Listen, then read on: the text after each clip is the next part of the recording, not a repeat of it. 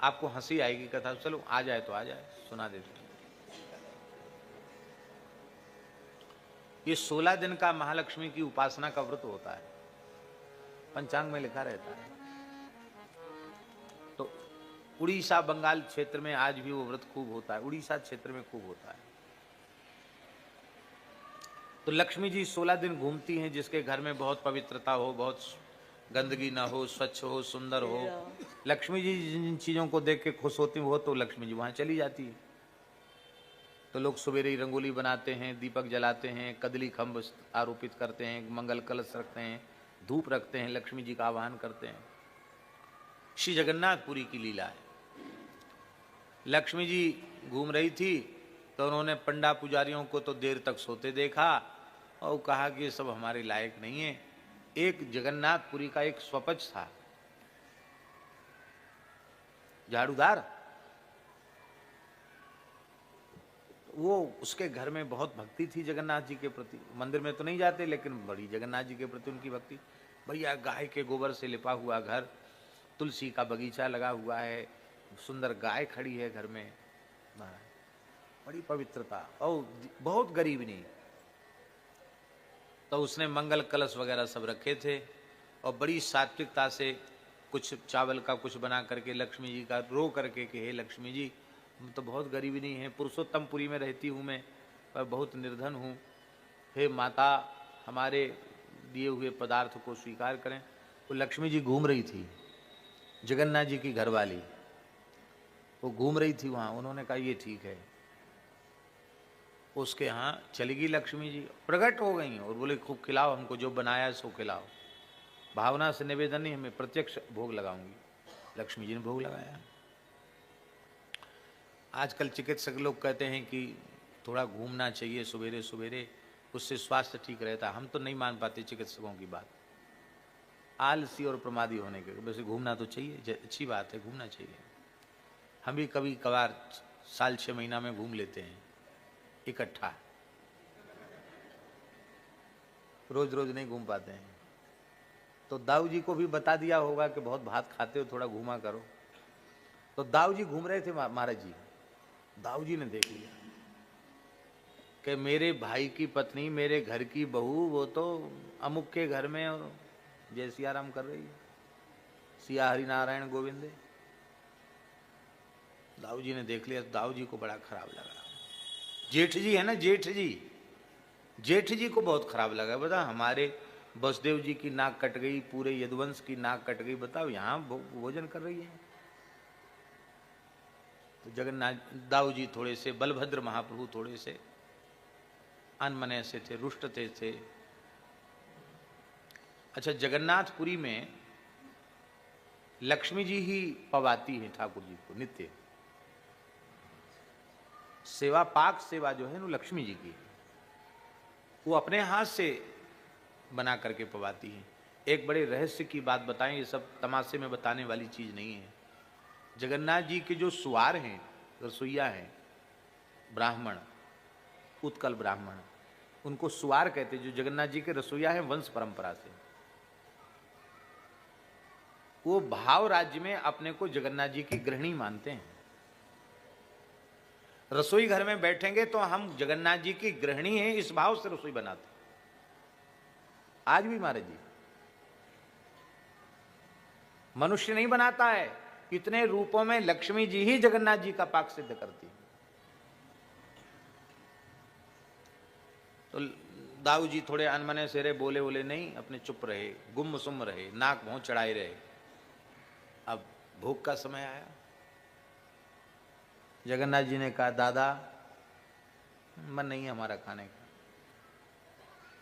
आप नहीं पाएंगे तो मैं कैसे पाऊंगा? बोले तुम्हारी इच्छा, पाओ पाओ, न पाओ न पाओ, हम तो नहीं खाएंगे। अरे आप नाराज हो? नहीं, नाराज हो के क्या करेंगे, अब हमारा तुम्हारा, तुमको छोड़ के जाएंगे भी कहाँ? नहीं नहीं, बात तो जरूर है भैया, तुम्हें हमारी शपथ है, बताना पड़ेगा। दादा क्या बात है? क्या बताएं? इसके हाथ का खाने लायक है? लक्ष्मी जी के लिए कहा, इसके हाथ का खाने लायक है? आज हमने अपनी आंखों से देखा है, अमुक को घर में खा रही थी बैठ के, हमारे कुल खानदान की इज्जत का कुछ भी ध्यान नहीं रखा, नहीं खाएंगे।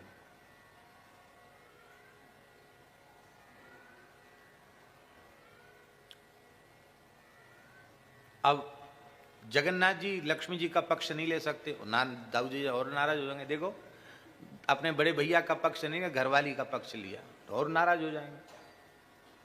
तो ठाकुर जी ने यही कहा, कहो देवी दाऊ दादा झूठ तो बोलते नहीं, क्या बात है?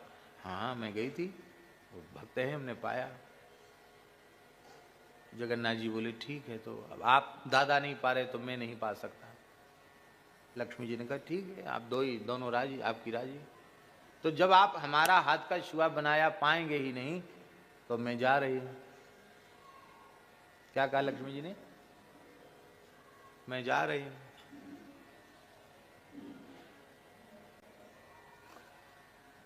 भगवान कुछ हाँ ना तो क्या बोले बेचारे कि तुम जाओ कि न जाओ।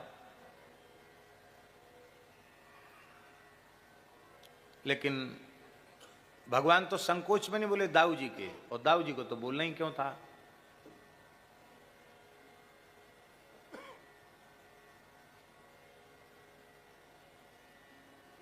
दाऊ जी को तो महाराज जी बोलना ही नहीं था। दाऊ जी बोले नहीं, ठाकुर जी भी नहीं बोले।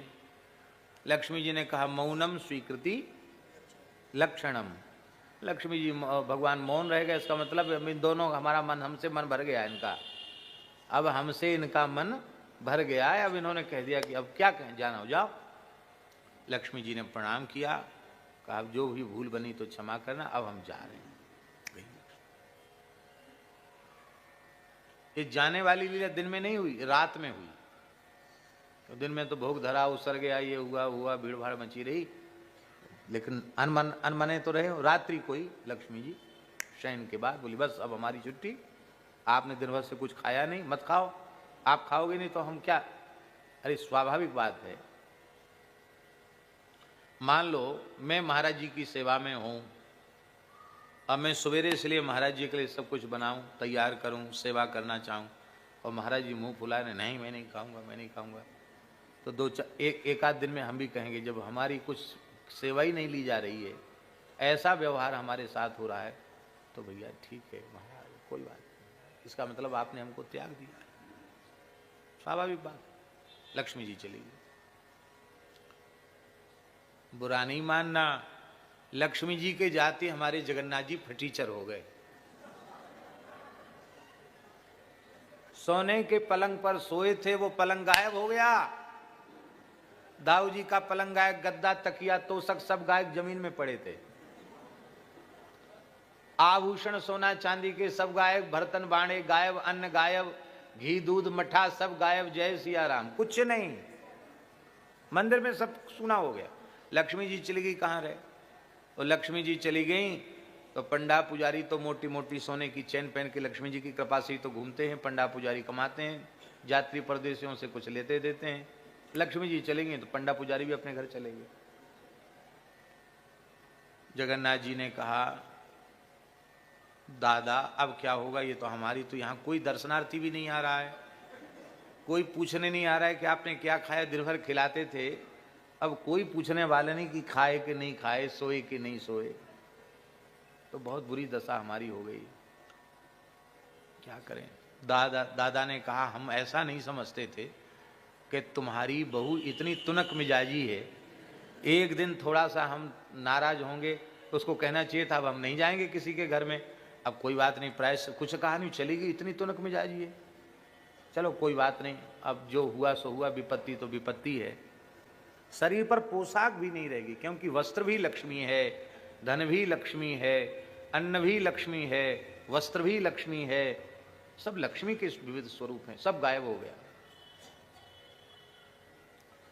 तो बोले ऐसा करो, समुद्र के किनारे स्वर्ग द्वार पर बैठ जाओ, वहां भिक्षुक लोग लगते हैं, भिक्षुक लोग बैठते हैं ना, भिखारी लोग, तो मुंह खोल के आशीर्वाद भी देते हैं और ऐसे अपना कपड़ा फैला फैला करके जय जगन्नाथ जय जगन्नाथ जय जगन्नाथ जय जगन्नाथ जय जगदीश जय जगदीश। वहां भी कुछ नहीं मिला तो कुछ महाराज जी जैसा कोई दयालु था, उन्होंने सोचा बेचारे बच्चे हैं, अब अपने रूप में तो थे नहीं जगन्नाथ जी, फटे हाल गरीब रूप में थे, बच्चे हैं, ऐसा करो इनको लैया दे दो। वो होता ना लावा कहते हैं, लावा, लावा कहते हैं ना, क्या कहते हैं संस्कृत में तो लाजा कहते हैं लाई,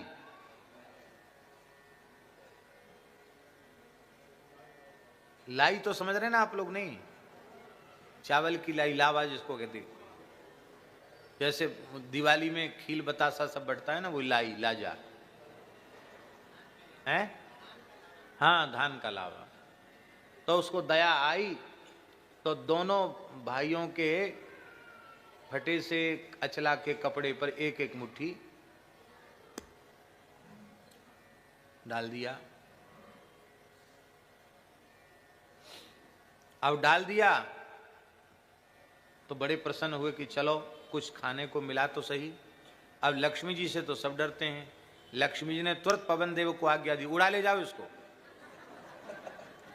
हवा इतनी तेज की, समुद्र की हवा चली, वहां हवा तो चलती है समुद्र के किनारे, ऐसा झोंका आया कि सब लाई पता नहीं कहां की कहां उड़ गई। बोले ये तो लक्ष्मी जी का प्रकोप है। अब समझ गए, तो पीछे पड़ गई हमारे, अब क्या करें। बोले ऐसा है, आखिर तो अपने घर की बहू है, मना लेते हैं, कोई बात नहीं। मनाने में तो हमारे ठाकुर जी चतुर है ही है? जयदेव महाप्रभु कहते इति चटुल चाटु पटु चारु मुरु वही ऋणो राधिका मधि बचन जातम जयति जयदेव कवि भारती भूषितम माननी जन जनित शातम। क्या कहना, माननीयों को मनाने में हमारे श्री ठाकुर जी बड़े चतुर हैं। ये मनाने की विद्या में पीएचडी डिलीट करके गए हैं यहां से, ब्रजभूमि से।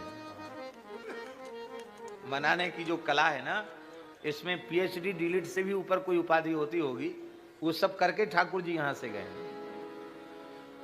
बोले दादा आपकी प्रतिष्ठा तो यथावत रहेगी, आप चिंता नहीं करो। आपने अब कह दिया है कि उनको मना लेना, अपने घर की बहू है, तो चलो पहले बहुएं खोजते हैं, कहां है बहू। श्री क्षेत्र है, लक्ष्मी जी का क्षेत्र है, पुरुषोत्तमपुरी है, कहां जाएंगी, घूमने लगे। तो जिस झाड़ूदार के यहां लक्ष्मी जी की कृपा हुई थी, वो जगन्नाथ जी की अनन्य भक्ता थी महाराज, उसके घर में बड़ा ऐश्वर्य था। लक्ष्मी जी विराज जाए उसके घर में, ऐश्वर्य की क्या कमी। ओ महाराज क्या कहना, सारा ठाट बाट उसका था। और वहां फिर कोई नहीं विचार कर रहा था क्या, वहीं सदावर्त बट रहा था, वहीं सब कुछ मिल रहा था। तो बोले चलो भैया भूख तो लगी है, अब यहीं चलो, यहीं पाओ। जगन्नाथ जी ने थोड़े से ऐसे हाथ दबा के कहा यहीं तो पा रही थी, तब आप नाराज हुए थे। अरे बोले कोई बात नहीं, आपने चलो। हाँ हो गए तो हो गए नाराज, अब उसी बात को लिए बैठे हैं, चल वहीं चलते हैं। भाई रुष्ट होने का हेतु क्या, यही तो हेतु था, आप यहीं चल रहे हो। हाथ दबा दिया, कोई बात नहीं चलो। भीतर से रुक्मिणी जी ने देख, लक्ष्मी जी ने देख लिया, आखिर तो उनके प्राण जीवन धन है, लीला ही है उनकी। उन्होंने उसको कहा, उनकी जो भक्ता थी उसको कहा इनको यहां मत देना, इनको आदर पूर्वक भीतर ले आओ। नहीं नहीं आप यहां नहीं, आप भीतर चलिए। क्यों भीतर क्यों चले। बोले हमारी मालकिन जो है ना वो बुला रही है, हम तो तुम्हारी मालकिन को पहचानते नहीं। बोले आप नहीं पहचानते, वो आपको अच्छी तरह से पहचानती है, आप भीतर पधारो।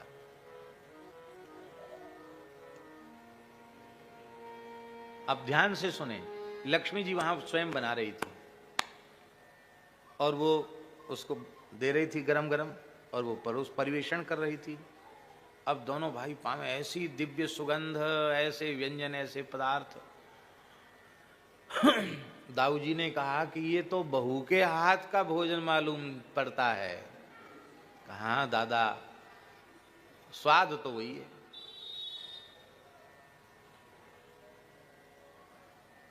अंत में दाऊ जी ने, ठाकुर जी ने दर्शन दिया।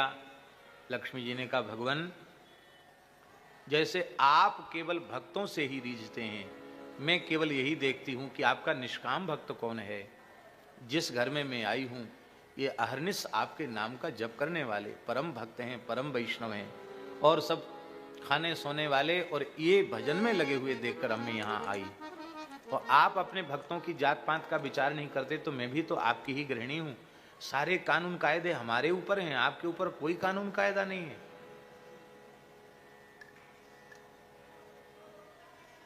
अब मैं मन तो रही हूं, पर कुछ शर्तों के सहित। बोलो भक्तवत्सल भगवान।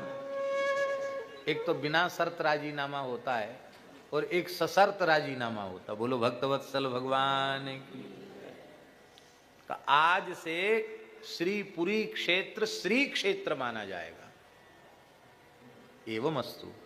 जगन्नाथ जी को श्री क्षेत्र कहा जाता है, लक्ष्मी जी का क्षेत्र है। दूसरा वरदान मांगा, आज से आपके प्रसाद में किसी का किसी के साथ कोई भेद नहीं होगा। मनुष्य मात्र एक पंक्ति में बैठकर प्रसाद पाएंगे, ऊंच नीच का किसी को कोई दोष नहीं लगेगा। अन्य क्षेत्रों में साधन करने से मोक्ष होगा, श्री क्षेत्र में आकर आपका प्रसाद ग्रहण कर लेने से जीव संसार चक्र से मुक्त हो जाएगा। प्रसाद मात्र से मोक्ष हो जाए। एवं अस्तु। अब मैं आ रही हूं पालकी में बैठ के, स्वागत की तैयारी करो हमारी। महाराज जी, लक्ष्मी जी आ रही हैं, इतने से ही मंदिर चकाचक हो गया, सोना चांदी फिर आ गया, ठाकुर जी चकाचक हो गए। और फिर जगन्नाथ जी ने भी, दाऊ जी ने मिलकर रसगुल्ला बनाया और लक्ष्मी जी को पवाया। आज भी पवाया जाता है। लक्ष्मी जी की डोली आती है और जगन्नाथ जी रसगुल्ला खिला खिला करके लक्ष्मी जी को भीतर ले जाते हैं। पूरी की लीला।